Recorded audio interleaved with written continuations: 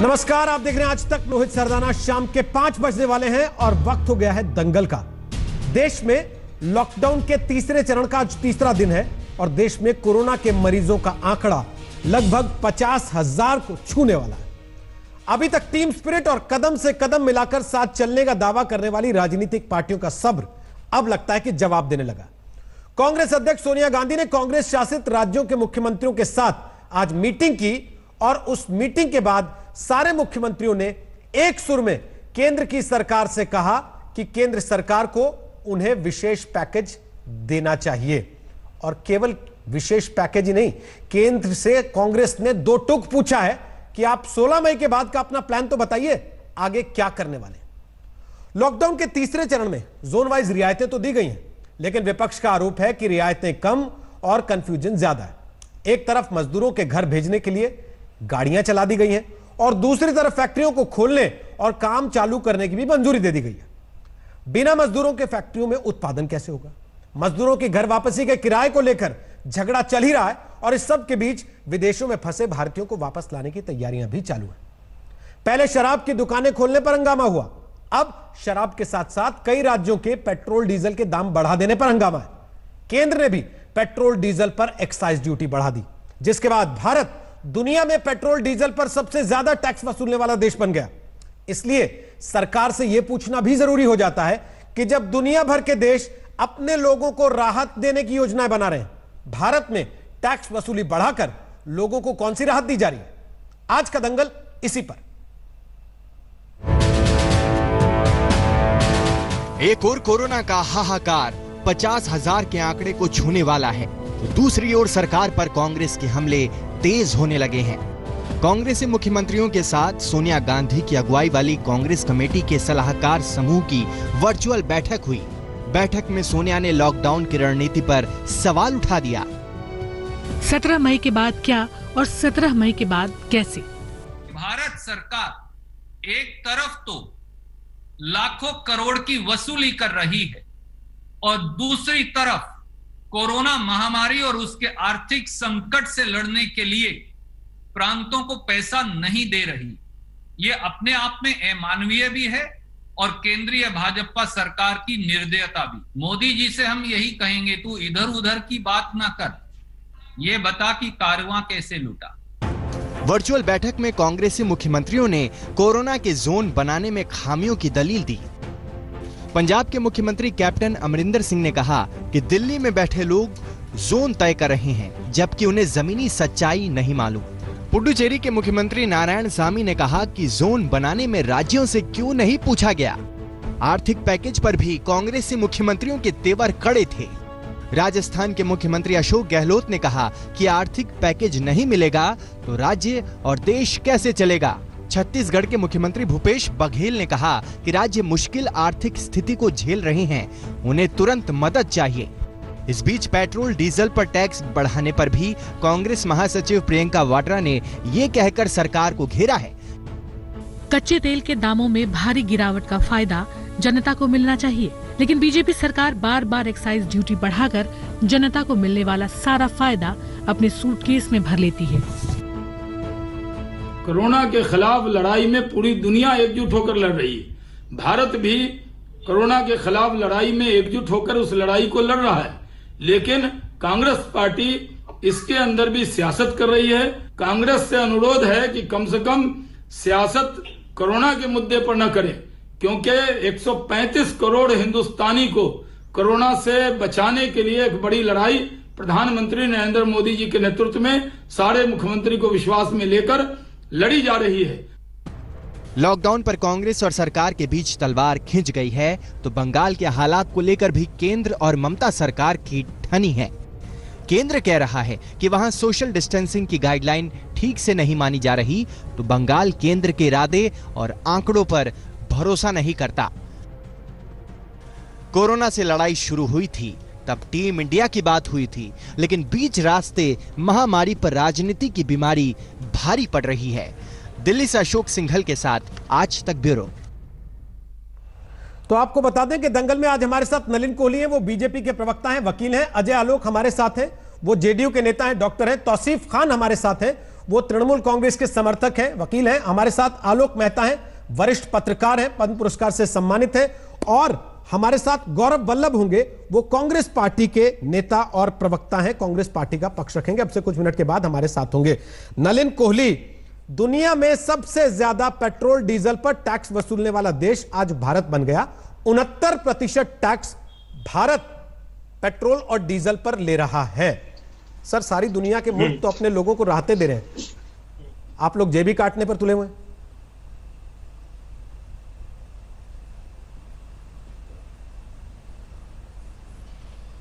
मैं इसे इस रूप से नहीं देखता रोहित जी।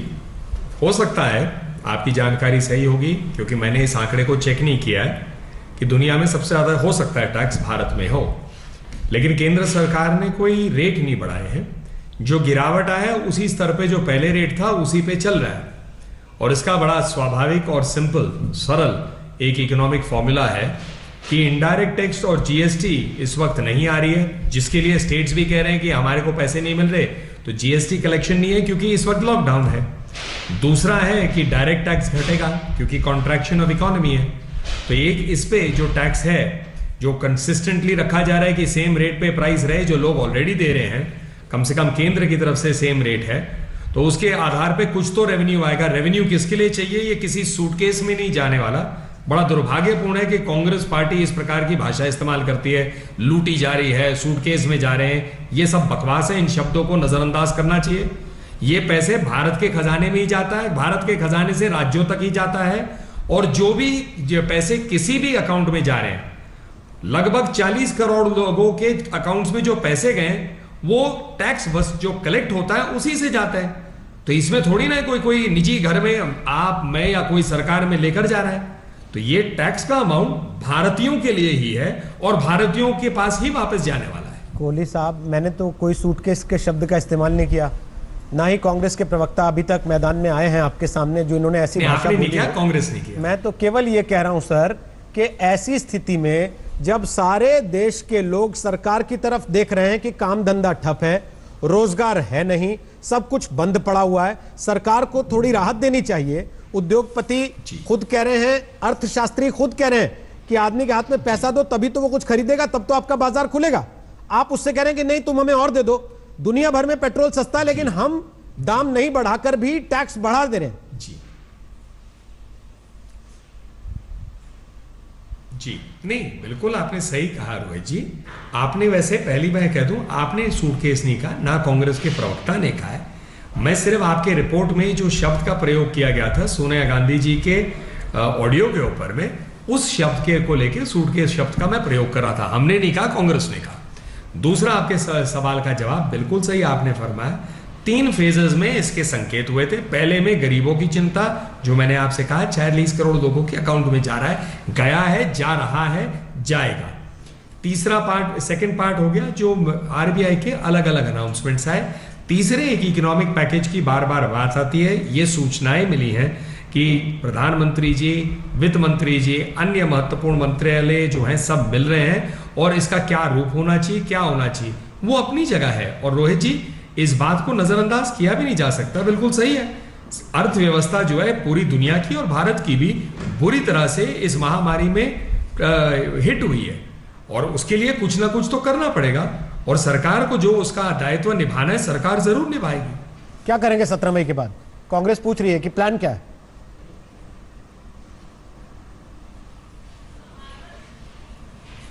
रोहित जी, मैं तो कम से कम कांग्रेस के वरिष्ठ नेताओं की तरह एक अपने आप को जोशी नहीं मानता। यदि इतने दूरगामी इनकी और इतनी दूरदृष्टि है उन कांग्रेस नेताओं के, तो पहले वो तय कर ले कि महाराष्ट्र में 17 मई के बाद क्या होगा, राजस्थान में 17 मई के बाद क्या होगा, छत्तीसगढ़ में क्या होगा, अन्य राज्यों में भी अगर वो बातचीत करके तय करना चाहते हैं, क्योंकि ये महामारी की स्थिति है। ये स्थिति किसी की पैदा की हुई स्थिति नहीं है। आज तेलंगाना, मैंने पढ़ा मीडिया में, तेलंगाना ने तो 29 तक लॉकडाउन कर लिया है बिना किसी से पूछे हुए। भविष्यवाणी करता है। परिस्थिति होगी जो देश के हित में होगा, भारतीयों के हित में होगा, उसी को लेके जो निर्णय है, उचित निर्णय वही लिया जाएगा। कोहली जी, भविष्यवक्ता भविष्यवाणी करता है, सरकारें प्लान बनाती हैं, योजना बनाती हैं और उस योजना के इंप्लीमेंटेशन का रास्ता बनाती हैं और वो बताती हैं सर।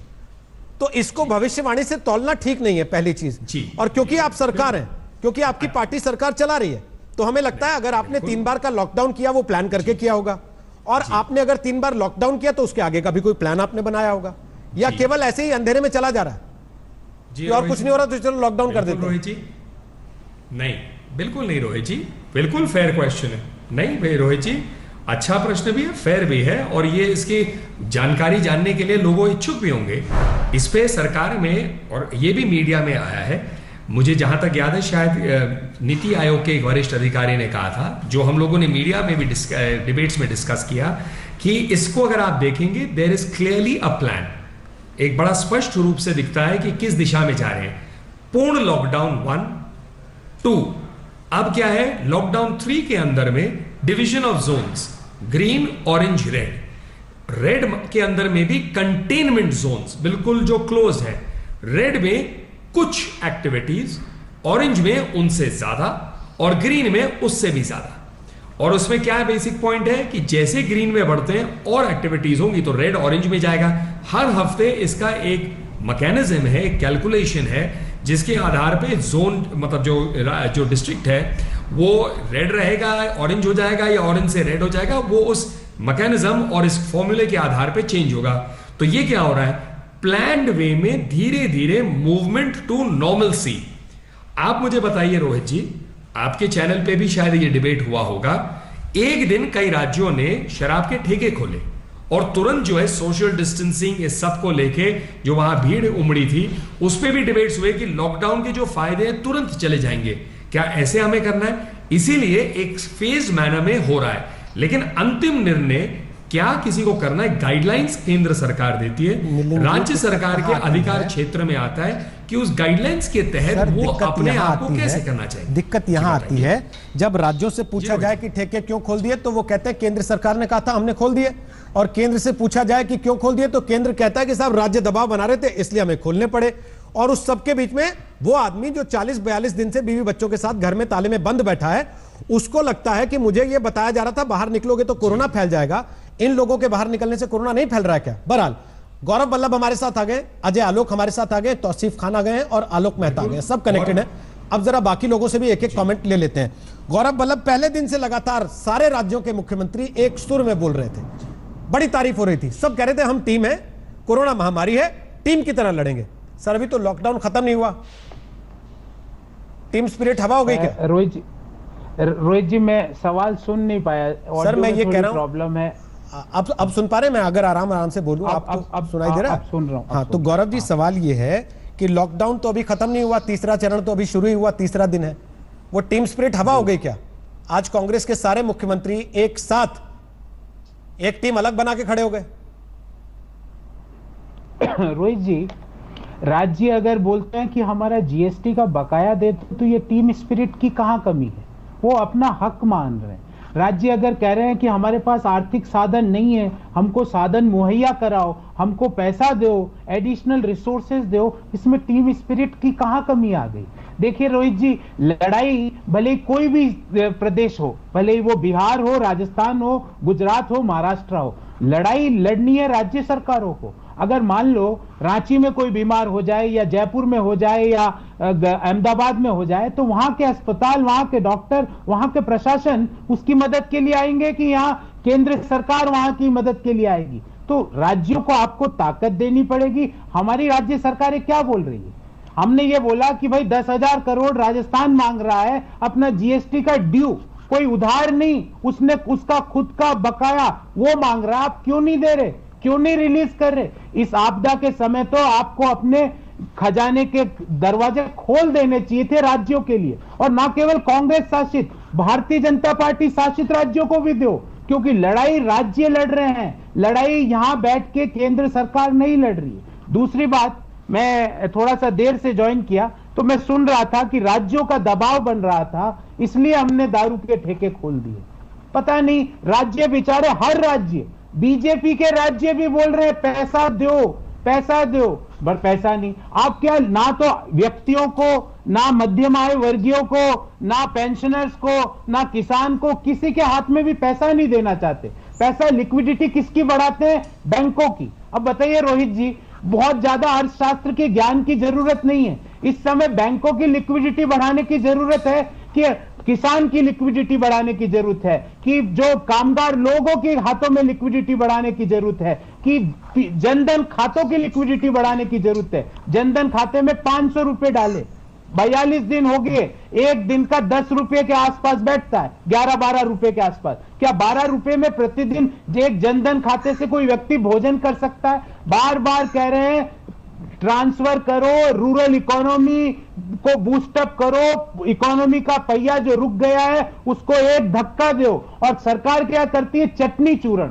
चटनी चूरण मतलब जहां प्रॉब्लम आई 500 करोड़ इसको दे दो, 200 करोड़ इसको दे दो। अरे चटनी चूरण की से पेट नहीं भरेगा, पूरी थाली सजाओ, उस थाली में एक कटोरी हो एमएसएमई की, एक कटोरी हो उसके अंदर मध्यम आय वर्गीय लोगों की, एक बड़ा कटोरा हो किसान का, और जो बाकी जहां चावल और रोटी रखने की जगह हो वहां पे राज्यों को पैसा दो। और वो थाली लेके 10-12 लाख करोड़ की थाली लेके आप एक पैकेज घोषित करो। मैं आपको फिर कहता हूं, मैं बहुत पॉजिटिव आदमी हूं, हमारे लोगों में इतना सामर्थ्य है कि आप अगर 10-12 लाख करोड़ में की पूरी थाली लेके आओगे तो हम इकोनॉमी के चक्के को बैठने नहीं देंगे, वापिस उसको रोटेट कर देंगे। ओके, लेकिन अजय आलोक, पैकेज तो फिर बिहार को भी चाहिए होगा।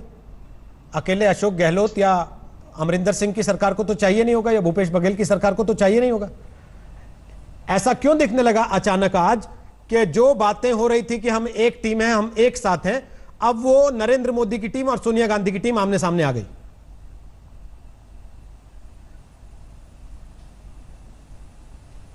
देखिए, गौरव वल्लभ जिस तरह से कह रहे थे उस तरह से तो लगता है कि नरेंद्र मोदी जी का नाम राजा कुबेर कर देना चाहिए, कि जब मन करेगा 15-20 लाख करोड़ निकाल देंगे मोदी जी। एक व्यवहारिकता कोई चीज़ होती है।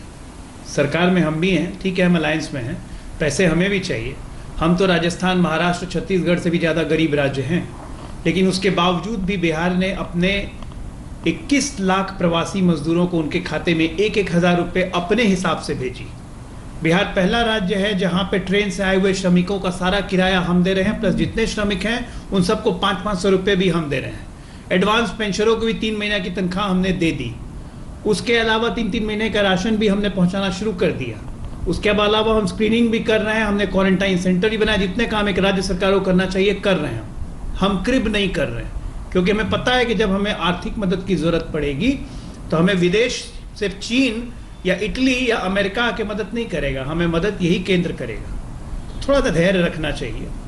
एक जब आर्थिक पैकेज का ऐलान होगा तो सब राज्यों को उनका शेयर मिलेगा। गौरव वल्लभ जी की ये बात बिल्कुल सही है कि फरवरी मार्च का जो जीएसटी है वो राज्यों को अविलंब रिलीज कर देना चाहिए, इसमें कोई शक नहीं है, मैं भी मानता हूँ, चाहे वो भाजपा शासित राज्य हो चाहे वो कांग्रेस शासित राज्य हो। लेकिन सीधे सीधी एक सोनिया गांधी की मीटिंग के बाद लगातार इस तरह से थाली सजा के उसमें एमएसएमई रख के, उसमें ये रख के, उसमें राज्य रख के, इस तरह से आप कर रहे थे। आपका क्या कहने का मतलब है कि पिछले 40 दिनों से केंद्र ने कोई मदद ही नहीं की, केंद्र अपना कोई काम नहीं कर रहा। अगर राज्यों का राजस्व जा रहा है तो केंद्र सरकार को भी तो राजस्व नहीं मिल रहा है, ये भी समझना पड़ेगा। तो मुझे लगता है कि अभी राजनीति छोड़ के थोड़ा धैर्य के साथ, हमने 43 दिन निकाल लिए हैं, 17 मार्च के बाद हो सकता है लॉकडाउन और बढ़े 2 सप्ताह, तब क्या करेंगे? उसका आकलन तो लॉकडाउन के 2-3 दिन पहले ही किया जाएगा कि आज की स्थिति क्या है। क्योंकि जितने माइग्रेंट लेबर्स हम भेज रहे हैं एक राज्य से दूसरे राज्य में, अगर इन माइग्रेंट लेबर्स में संक्रमण निकला और मरीजों की संख्या बढ़ी तो रोहित जी, क्या आपको लगता है कि लॉकडाउन खत्म होगा? लेकिन मसला ये है ना, तो क्या सिचुएशन आने वाला है 14 तारीख के बाद, उसके जब तक असेसमेंट सेट।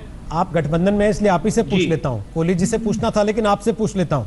एक तरफ सरकार कहती है मजदूरों को घर भेज देते हैं, ट्रेन खोल देती है, दूसरी तरफ आप लोगों से कहती है कि ठीक है फैक्ट्री खोल दो। उस फैक्ट्री को खोल के क्या करेंगे जिसमें काम करने के लिए मजदूर बचा नहीं है, जिसको आपने घर भेज दिया उसके, और उसके किराए को लेकर झगड़ा अलग है, जिसमें कांग्रेस आके अपना झंडा बुलंद करती है, तब कांग्रेस सरकार को अपना डिफेंस लेके कूदना पड़ता है।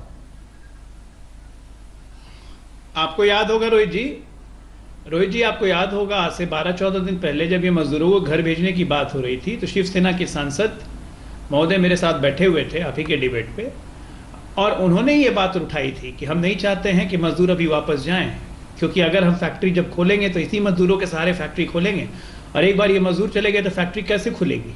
उस वक्त तो समझ नहीं आया। उस वक्त तो कांग्रेस पार्टी बोले लगी कि हम फ्री ट्रेन देंगे, प्रदेश कांग्रेस कमेटी श्रमिकों का पैसा दे दे। आज अब फैक्ट्री खोलने की भी चिंता हो रही है। दोनों बात तो नहीं हो सकती है ना, चित भी मेरी पट भी मेरी। महाराष्ट्र सामना में कोई लेख लिखता है कि प्रवासी मजदूर रहते हैं उनके यहाँ, नौकरी कर रहे हैं उनके यहाँ, यूपी और बिहार सरकार के बारे में लिख दिया कि हम लोग वोट बैंक समझते हैं। तो कॉन्ट्राडिक्शन कहाँ है, ये देखने की जरूरत है आज। और कॉन्ट्राडिक्शन क्यों है? क्योंकि फिर से इसमें घटिया राजनीति उतर रही है। लोग भूल गए कोरोना।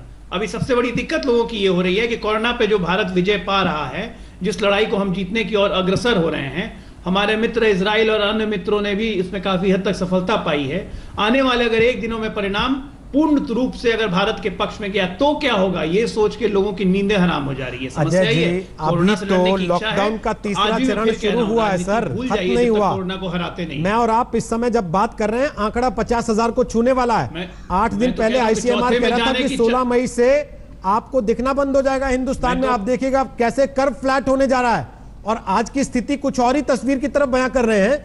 तो हम क्रेडिट लेने की बात तो बहुत दूर की बात है सर, फिलहाल तो जान बचाने की लड़ाई में ही उलझे हुए हैं। और ऐसे में तौसीफ खान, ये बड़ा आरोप है, क्या केंद्र सरकार ने 40-42 दिन में कोई मदद नहीं की राज्यों की? कोई सपोर्ट नहीं हुआ राज्यों को? कुछ नहीं मिला किसी राज्य को?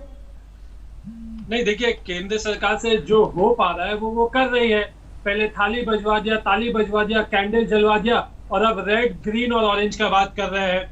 जो उन्होंने वादा किया था कि ये ग्राफ जो है फ्लैट हो जाएगा, एक अकेले कल में 3,875 केसेस सामने आए, जो अब तक का सबसे ज्यादा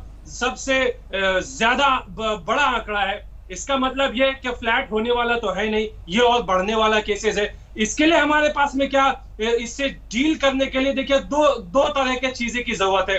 पहला कि क्या हमारे इंफ्रास्ट्रक्चर है, हमने क्या इतने सारे हॉस्पिटल्स बनाए हुए हैं, किट्स बनाए हुए हैं कि हम इससे लड़ लेंगे? वो तो हम सबको मालूम है कि ना हमारे पास उतने हॉस्पिटल्स हैं, और किट की कंप्लेन हमेशा आती रही है। अब दूसरी बात होती है कि इसका इकोनॉमिक फॉलोआउट क्या है, अर्थव्यवस्था में क्या फॉलोआउट है, वो भी लोगों के सामने है। और कल ही अभिजीत बैनर्जी, जो कि बंगाल से आते हैं और जिनको नोबेल पुरस्कार से सम्मानित किया गया है, उनसे चर्चा हो रही थी राहुल गांधी जी की। उन्होंने भी यही बात बताया कि हम कैसे इससे इकोनॉमिक फॉलोआउट का जहां तक बात है, अभिजीत बैनर्जी को नोबेल इसलिए मिला क्या कि वो बंगाल से आते हैं? उन्होंने, या इसलिए मिला कि कोई पढ़ाई लिखाई की है उन्होंने? नहीं, अगर वो बंगाल से आते हैं तो हम गर्व करते हैं, इसीलिए हम उनका नाम लेते हैं कि वो बंगाल से आते हैं, हमें गर्व फील होता है।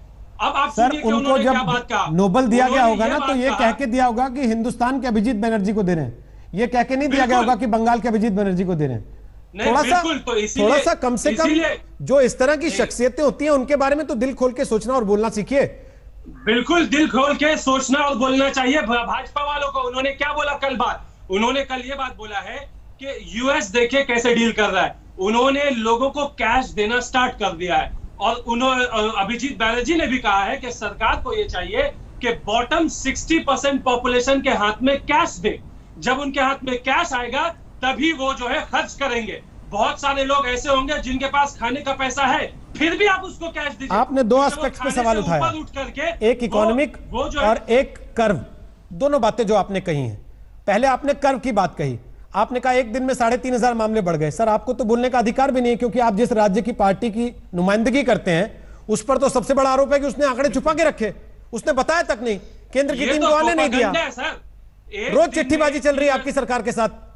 एक दिन में 3,875 केस में जो टॉप 3 स्टेट्स है वो महाराष्ट्र है, गुजरात है और दिल्ली है। बंगाल में तो बहुत पीछे है। ये तो प्रोपेगेंडा चलाया जाता है, लेकिन उससे कोई मसला हल होने वाला नहीं है। मसला हमें तभी हल होगा जब हम ज्यादा से ज्यादा हॉस्पिटल बना लेते, ज्यादा से ज्यादा टेस्टिंग किट भेज देते। और अब इकोनॉमिक्स, सर आपको तो टेस्टिंग किट भेजी तो आपने रंग देख के मना कर दिया था कि ये पीला रंग है, ये तो राजनीतिक रंग है, इस हिसाब का रंग नहीं लेंगे हम। यहां तक की राजनीति हुई इस देश में। आपको लगता है ये जायज चीजें हैं? ऐसी स्थिति में जब दुनिया महामारी से लड़ रही हो, हम इस बात पे लड़ेंगे कि किस रंग की किट भेज दी? देखिए, ये आप भी जानते हैं कि ये कहने वाली बातें हैं कि रंग देख करके। सर, अखबारों में छपा है, मैं कहीं अपने घर से लाके नहीं कह रहा हूं, आप भी जानते हैं तौसीफ साहब, और पहले भी चर्चा हुई है इस पे। आईसीएमआर ने एडमिट किया 10,000 से ज्यादा टेस्टिंग किट बंगाल से वापस बुलाई गई, क्योंकि वो टेस्टिंग किट पीले रंग की वजह से बुलाई गई या फॉल्टी होने की वजह से वापस बुलाई गई? आईसीएमआर का स्टेटमेंट चेक कर लीजिए, उन्होंने माना है कि टेस्टिंग किट फॉल्टी, और सिर्फ बंगाल नहीं। हाँ, तो मैं वही तो कह रहा हूँ ना सर, कि आपके यहाँ लड़ाई किस किस बात पे होती है? आपके यहाँ लड़ाई इस बात पे होती है कि आंकड़ा सच नहीं बताते, आपके यहाँ लड़ाई इस बात पे होती है कि किट का रंग अच्छा नहीं लग रहा है, आपके यहाँ लड़ाई इस बात पे होती है कि राज्यपाल को आप ये कहते हैं कि साहब ये तो सरकार के बेस पे काम कर रहा है। हमारे लिए होनी चाहिए थी इस बात के लिए कि हमने कितने अस्पताल खड़े कर दिए, कितने बेड लगा दिए, कितने वेंटिलेटर खड़े कर दिए, जिसका आप खुद दूसरों को कह रहे हैं कि ऐसा कर लो। वही तो बातें हो रही है कि आप जो है बैंडेड ऑफर कर रहे हैं ऐसे हालात में जब पूरा सर्जरी का जरूरत है। अगर बीजेपी सरकार ये बात नहीं समझेगी तो उसे अपोजिशन ही तो समझाएगी। ठीक, ममता बनर्जी ठीक है तो समझाएगी, सोनिया गांधी ही तो खड़ी होकर के समझाएगी कि आपको पूरा सर्जरी करना है, लोगों के हाथ में पैसे दीजिए। 68,000 करोड़ रुपए का लोन राइट ऑफ कर दिया, 20,000 करोड़ रुपया नया पार्लियामेंट बिल्डिंग मुझे चाहिए, ये आप पास कर सकते हैं। लेकिन लोगों के हाथ में पैसा देने का बात आता है तो बोलते हैं हमारे पास पैसा नहीं है, पेट्रोल का दाम बढ़ाओ, डीजल का दाम बढ़ाओ। अरे लोगों को कब तक आप बेवकूफ बनाएंगे? आपको तो सही से काम करना होगा ना। टीम अप कीजिए, काम कीजिए। नलिन कोहली जवाब दीजिए, फिर आलोक मेहता आपके पास आ रहा हूं। बोलिए नलिन कोहली, जवाब दीजिए उनकी बात का। मैंने बड़े ध्यान से सुना, हाँ बिल्कुल, और मैं पहले तौसीफ जी का धन्यवाद करूंगा जो अंतिम 2 वाक्य उन्होंने कहे, ये बंगाल पे पूर्ण रूप से लागू होता है कि आप प्लीज काम करिए, ये सब बंद करिए। और खबरदार, आपने अगर देश को भ्रमित करने का काम किया कि ये कहकर कि हमारा हेल्थ इंफ्रास्ट्रक्चर नहीं है। आज देश में 4 लाख से अधिक बेड्स हैं, हॉस्पिटल बेड्स डेडिकेटेड टू कोविड-19। 2 लाख से अधिक पीपीई किट्स रोज देश में आज बन रहे हैं, जो पहले इंपोर्ट हो रहे थे। 2.5 लाख हमारे N95 मास्क हो रहे हैं, बंगाल तक को भी दिए जा रहे हैं। और ये जो आंकड़ों का खेल जो आप कर रहे हैं, वहां कब तक बंद करेंगे इसको? सोशल डिस्टेंसिंग कब आप लागू करेंगे? कब अपने पुलिस को वहां पर काम पे लगाएंगे? ये नहीं कि वो पिटे, मैंने टोका नहीं, मैंने जी टोका नहीं, ऐसे नहीं होता डिबेट ना। आपने पूरी बात कही, मैं उससे बिल्कुल मेल नहीं रखता, लेकिन अपनी बात रखने का अधिकार रखता हूं। और आगे आप बढ़िए, जो आप कह रहे हैं ममता बनर्जी खड़ी होंगी, बिल्कुल खड़ा होना चाहिए, पर काम तो करना चाहिए। आप हर चीज पे दोष निकालने में लगे, आप जरूर करिए। अपने राज्य को ऐसा सुनहरे रूप से चलाइए ताकि बाकी राज्य खड़े तो हो सके। आज देश में यह हालत हो गई कि बंगाल को लेके देश में चिंता है, कहीं ऐसा ना हो कल कार्गो को लेके आपके यहां चिट्ठी गई है एक और, कि बॉर्डर पे कार्गो मूवमेंट किस तरह से हो रहा है इन विदाउट प्रॉपर प्लानिंग। तो आप तो सारे नियमों को कूड़े में फेंक देते हैं और देश को आप ज्ञान देना चाहते हैं कि देश ऐसे चलना चाहिए। आप बंगाल चला लीजिए, इतनी ही मेहरबानी जो होगी देश के लिए, उससे बढ़िया मेहरबानी कर भी नहीं पाएंगे आप। गौरव वल्लभ, देखिए आप एक बार गौरव वल्लभ बोल रहे हैं। तौसीफ, बहुत देर से हम आपसे बात कर रहे हैं। गौरव वल्लभ में बात रखिए, फिर आलोक मेहता और अजय आलोक। गौरव वल्लभ बोलिए। जी मैं 2-3 बातें कहना। अजय आलोक ने एक बड़ा सीधा सवाल पूछा था आपसे, अजय जी ने बात करी, अगर आप उसको एड्रेस कर दे तो। उन्होंने कहा कि मोदी के पास कोई कुबेर का खजाना नहीं है कि आपने बोला और खोल दे। अजय जी, इस आपदा के समय प्रधानमंत्री जी को कुबेर के खजाने की तरह चीजें देनी चाहिए, कुबेर का खजाना ही देना चाहिए। लोगों के हाथ में कैश दीजिए सर। जनधन खातों में 40 करोड़ जो जनधन खाते हैं, वहां 7,500 रुपए इमीडिएटली ट्रांसफर कीजिए सर। मनरेगा के जो जॉब कार्ड होल्डर्स हैं उनको 3 महीने का अग्रिम वेजेस दीजिए सर। जो कामगार लोग आ रहे हैं उनको एम्प्लॉयमेंट के लिए, एमएसएमई के लिए 1 लाख करोड़ का फंड का निर्माण कीजिए सर। एमएसएमई के लिए 1 लाख करोड़ की वेतन सहायता कीजिए सर। जो छोटे कॉर्पोरेट्स हैं, जो मध्यम आय वर्गीय लोग हैं, उनके लिए पे चेक प्रोटेक्शन प्रोग्राम लेके आइए सर। धैर्य आप और मैं तो रख लेंगे भाई साहब, क्योंकि आप और मैं तो पक्की मकानों में रह रहे हैं, पर देश में 40 करोड़ लोग रोज कमाते हैं और रोज खाते हैं।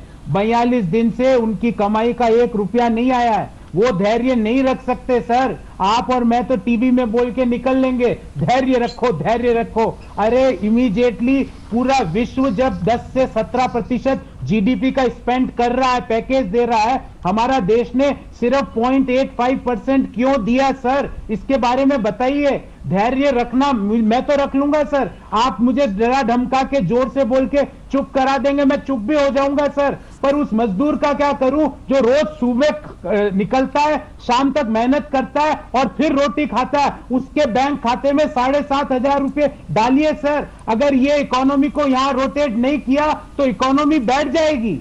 आपने मध्यम आय वर्गीय लोग जिनकी नौकरी गई है, उनको नौकरी के लिए पैसा नहीं दिया, तो वो लोग कैसे अगला महीना निकालेंगे? मैं आपको आंकड़ा दे रहा हूं, उत्तर प्रदेश के 90% एमएसएमईज ने मार्च 2020 का भी अपना वेतन अपने कर्मचारियों को नहीं दिया। इसका मतलब ये नहीं उनके पास पैसा सवाल है गौरव सर, मेरा उनके पास पैसा ही नहीं है। मेरा आपसे एक सवाल है गौरव सर, अब मैं अजय आलोक जी से आपकी बात का जवाब दूं, वो रिटेलिएट करना चाह रहे हैं, रिटेलिएट कह रहा हूं, माफी चाहता हूं, इंटरवीन करना चाह रहे हैं। मैं आपको एक सवाल पूछना चाहता हूं, आपने अपनी सरकारों वाले राज्यों में लोगों को क्या क्या दे दिया है जो आप दें? मैं एक एक का जवाब देता हूं सर।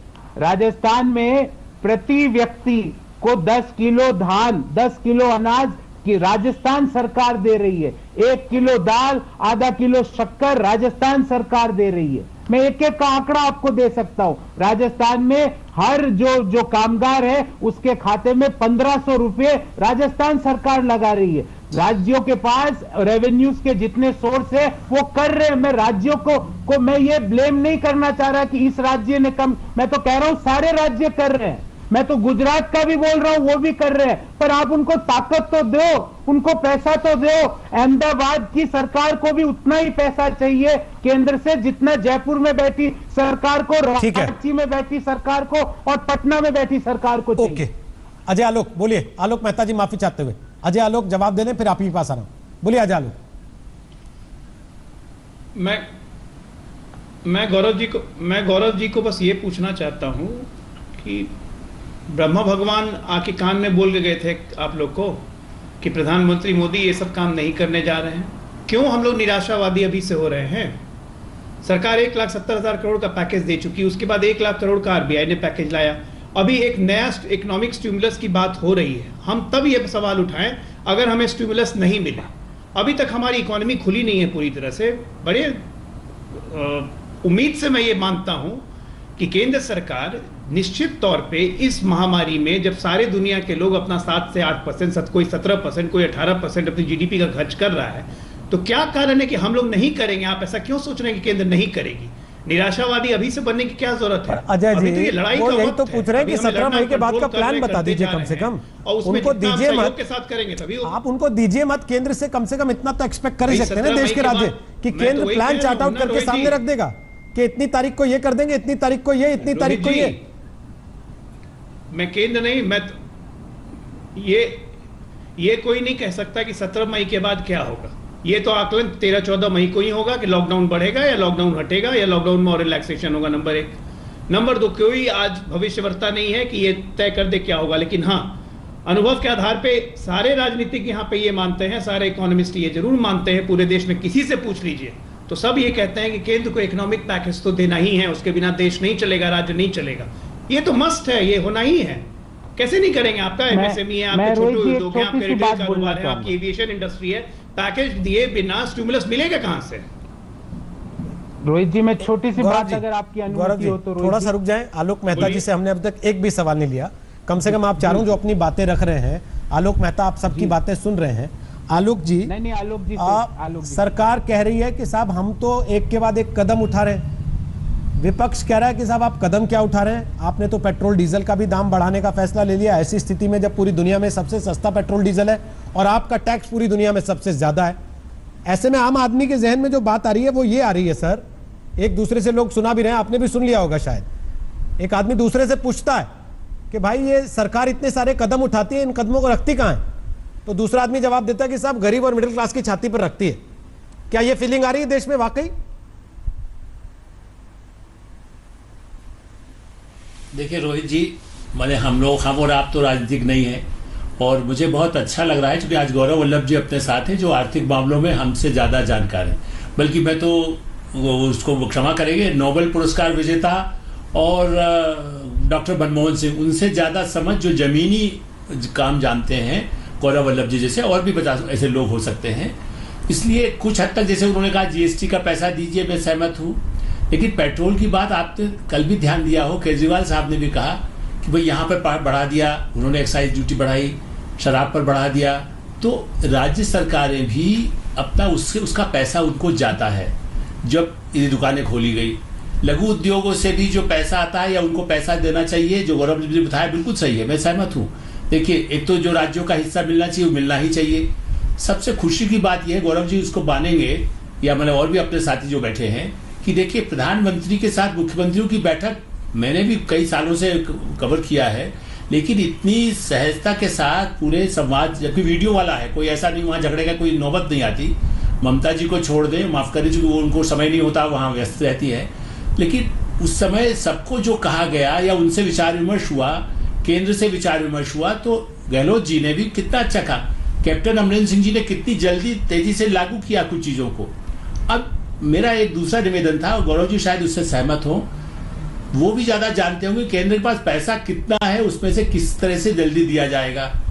क्या जो अभी कोहली जी ने कहा था, मेरे पास पूरा आंकड़ा नहीं, लेकिन उन्होंने पहला इन सबको खाते में पहुंचा दिया, उस रकम से एक जिसके पास खाने के लिए अनाज राजस्थान में दिया गया या पंजाब में दिया गया, उसी तरह से उसके लिए 500,000 रुपया भी बहुत, देखिए 7,000 रुपया यदि किसी को मिलेगा तो निश्चित रूप से 7,000 भी कम है। आप जाए हरियाणा में जाएंगे रोहित जी, मैं भी गया हूं, तो वहां कहते हैं अरे 12,000 में हमारा तो नहीं चलेगा, ये भी सही है। आप एसएमईस को भी जब देंगे उसको 5 करोड़ भी दे देंगे, वो कहेगा अरे मेरा तो पुराना हिसाब अभी कर्जा देना है। तो अभी थोड़ा सा धैर्य इसलिए जरूरत है। और पैकेज, मुझे आश्चर्य यही बात है, मनमोहन सिंह जी मीटिंग में बैठे हैं और उसके बाद भी कह रहे बता दीजिए इसके बाद क्या होगा। भाई ट्रम्प की तरह ये तो नहीं कह सकते कोई गहलोत जी या ममता जी की देखिए हमारे यहाँ मरेंगे, इससे ज्यादा 5 लाख लोग मरने वाले हैं, आप चिंता मत करिए, इसके बाद हम देखेंगे। ट्रम्प साहब तो वो कह देते हैं। अब हमारे यहाँ तो कोई नेता ऐसा नहीं कहेगा ना कि हम कोशिश करें। और नंबर की बात है रोहित जी, मुझे थोड़ा सा समय ले रहा हूं, लेकिन मैं कहूंगा नंबर यदि बढ़ रहा है, यदि टेस्ट होकर के, तो वो मरने वालों की संख्या नहीं है, मरने वालों की संख्या सीमित है। धैर्य हमें सबको, उन सरकारों को भी लाभ होगा जो आप हम चर्चा कर रहे हैं। यदि टेस्ट में पता चल गया, उनको यदि हो गया, अलग रख दिया गया 15 दिन के लिए, क्वारंटाइन कर दिया गया, तो उससे बाद उनकी समस्या हल हो जाएगी। इसलिए संख्या बढ़ गई है, इसका मतलब है बिल्कुल सरकार कुछ नहीं कर रही है। बहुत अव्यवस्था है, मेडिकल कॉलेज में भी, मध्य प्रदेश तक में मैं जानता हूँ, दूसरे प्रदेशों में भी। बंगाल का एक लाइन कहूंगा रोहित जी, बहुत आपका आश्चर्य होगा, अभी तो मेरे पास नहीं है, लेकिन 2 घंटे बाद मैं आपको नंबर दे सकता हूँ। एम्बुलेंस का जो इंचार्ज है वो कहता है कि हमें इंस्ट्रक्शन है कि नंबर न बताएं, न मरने वाले का, न अस्पताल ले जाने वाले का। एम्बुलेंस का जो कॉर्पोरेट वर्ल्ड में काम, जिस तरह के जो लोग काम करते हैं, उस तरह से MBA किए हुए युवा का ये बताना हुआ है। उसके पीछे कोई राजनीति नहीं, उसका कोई मतलब नहीं, ना ममता से, उसे बाहर से जाकर के वहां काम कर रहा है। यही तो सवाल मेरा ऐसा मानना है कि भ्रम मत पैदा करिए। यही सवाल तो आलोक जी हम उठा रहे हैं, उसकी अगर राज्यों की सरकारें से सहायता लीजिए, और शराब के पैसा कमाने के लिए तो सबसे रख दिया। दूसरा एक लाइन और कहूंगा, मैं बीच में नहीं टोक रहा हूं, देखिए मेरा ये कहना है, गुजरात और पंजाब जैसे राज्यों में वो खुद भी सेठों से वसूल कर सकते हैं, बड़े बड़े, पंजाब सबसे ज्यादा पैसा कमाता है, उनसे कह सकते हैं कि भाई अभी आप हमको और दे दीजिए 1,000 करोड़। हमारे यहाँ तो कई ऐसे नेता हैं कांग्रेस के और महाराष्ट्र में तो जिनके 500 करोड़ से कम आमदनी नहीं है, तो उनके पास पूरी पूंजी है, उनमें से भी सबसे कह दीजिए भैया दे दो अपने राज्य में, अभी गरीबों के लिए, मजदूरों के लिए देना है। ऐसा जो लोगों के लिए सहयोग की जरूरत है, गांधी का नाम लेते हैं, लोहिया का नाम लेते हैं, या श्यामा प्रसाद मुखर्जी का नाम लेते हैं, उन बड़े जो ऐसे राज्य हैं जो सक्षम हैं, वो अपने यहाँ से भी वसूली करें। ठीक है, देखिए शराब पर यदि 70 नहीं है, 140% लगा दें, आप 15 दिन न करें। ठीक है, राज्य कह रहे हैं कि हमें पैसा चाहिए इसलिए खोल दीजिए सर, लेकिन हमारा नेताओं के, सर हमारी आपत्ति इस बात से नहीं थी कि सरकारें शराब बेच रही हैं। सर आपत्ति इस बात से थी कि शराब खोलते ही जिस तरीके से सोशल डिस्टेंसिंग की धज्जियां उड़ी, उससे बचा नहीं जा सकता था क्या? उसके लिए कोई व्यवस्था बनाकर काम नहीं किया जा सकता था क्या? लेकिन अब चीजें उससे 2 कदम आगे आ गई हैं, जहां सवाल इस बात को लेकर खड़ा होने लग गया नलिन कोहली कि भाई अब तक तो टीम गेम चल रहा था, अब तक तो सब साथी हाथ बढ़ाना की बात कर रहे थे, अब अचानक ऐसा क्या हो गया कि लॉकडाउन खत्म भी नहीं हुआ और तलवारें खींचने जैसी नौबत आ गई कि हमको पैसा नहीं मिल रहा, हमको जरूरत की चीजें नहीं मिल रही हैं, हमारे लोगों की सुनवाई नहीं हो रही है। ये नौबत क्यों आ गई और क्या ये अच्छी चीज है ऐसी स्थिति में? ये कांग्रेस पार्टी की राजनीति है, ये अच्छी कहां से है? आप मुझे बता दीजिए, आप ऐसा करिए रोहित जी, पिछले 1 साल के ट्वीट निकाल दीजिए, पिछले 40 दिन के ट्वीट निकाल दीजिए राहुल गांधी जी के, और उसमें सकारात्मक कितने ट्वीट है वो बता दीजिए। अब उनको अपनी राजनीति करनी और राजनीतिक क्षेत्र में वो उनका अधिकार है, हम थोड़ी ना कह सकते कांग्रेस पार्टी राजनीति ना करे, उनका अधिकार है, राजनीतिक पार्टी कर सकते हैं। लेकिन हर बार जो ऐसा होता है ना, उंगली आप एक दिखाते तो 4 आपकी तरफ भी तो आ जाती है ना, तो वो हर बार 4 है। गौरव वल्लभ जी जो अपनी बात कह रहे थे, सहज रूप से कह रहे थे, लेकिन उन्होंने जितनी बातें की, इन्हीं डिबेट्स में मैं भी बैठा हूं जहां पर कांग्रेस ने इतनी गालियां की थी, जनधन योजना पे मजाक बनाया था जनधन योजना का, आज वो कह रहे हैं 5 साल में काम हुआ है, लेकिन क्या पूरे 50 साल की चीजें जाएंगी? क्या नहीं गई है। वो कह रहे 40 करोड़ लोग गरीब हैं इस देश में, बिल्कुल गरीब हैं, उनकी चिंता तो करनी पड़ेगी। लेकिन ये बात भी तो प्रश्न उठेगा कि 40 करोड़ जो गरीब बन गए चाहे 50-70 साल में, वो 5 साल में कैसे गए? उनके लिए कितना काम हुआ? क्या पहले 40 साल से ज्यादा हुआ या नहीं हुआ? ये अपनी डिबेट्स हैं जो हम करते ही आए हैं। लेकिन कोहली साहब, वो आज की डिबेट्स बात को तो आप भी जानेंगे, क्योंकि वो एक अलग करेंगे ना।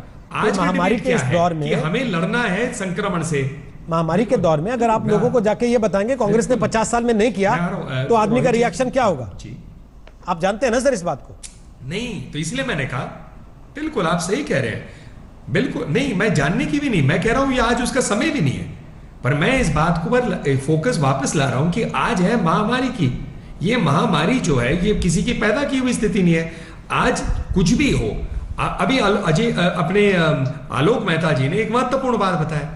इन बातों को हम देखते जाए। आज देश में 19,000 वेंटिलेटर है। वेंटिलेटर की बात हो रही थी। 60,000 वेंटिलेटर और ऑर्डर हो गए। कितने लोग वेंटिलेटर पे हैं? कल 88 लोग थे, 100 से कम, 0.33, मतलब 1% से कम। मतलब 1000 में एक आदमी, माफ करिए 300 में एक आदमी को वेंटिलेटर की आवश्यकता पड़ रही है। तो कुछ चीजें ठीक भी तो हो रही होंगी।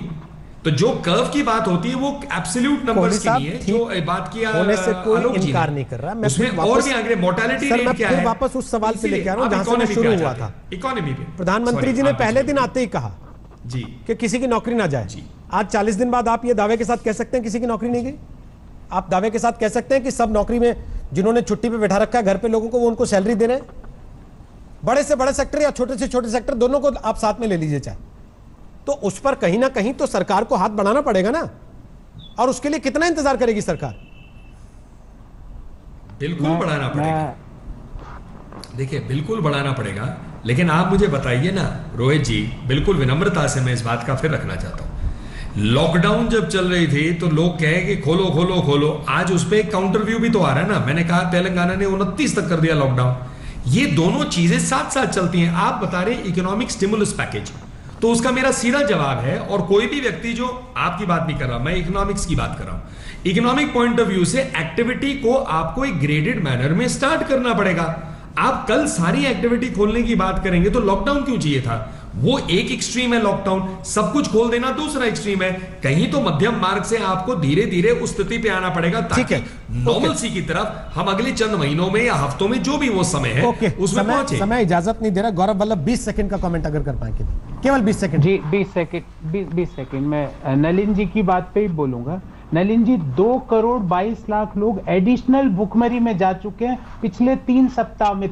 तो उनके बारे में कुछ बोलिए। 14 करोड़ लोगों ने पिछले 5 सप्ताह में अपनी नौकरी खो दी सर, उनके बारे में कुछ बोलिए। अब आप बार बार 50 साल और इनसे अब ऊब गई है जनता। और डॉक्टर अजय आलोक साहब से मैं एक छोटी सी लाइन बोलूंगा। डॉक्टर साहब, आप तो डॉक्टर है, अगर मरीज एक मिनट नलिन जी, एक मिनट। डॉक्टर अजय आलोक साहब, आप तो डॉक्टर है, अगर मरीज को आप समय पर एंटीबायोटिक नहीं देंगे तो इंजेक्शन लगाना पड़ेगा, और समय पर इंजेक्शन नहीं देंगे अजय जी तो उसको वेंटिलेटर पे ले जाना पड़ेगा। बस मैं यही कहना चाह रहा हूं। अभी समय अभी आ चुका है, हम तो धैर्य रखेंगे सर, पर वो 40 करोड़ लोग जो कामगार है उनका धैर्य टूटता जा रहा है। जी मैं ये कहना चाहता हूं। नमस्कार, मैं हूं अंजना ओम कश्यप। हमें उम्मीद है ये वीडियो आपको पसंद आया होगा।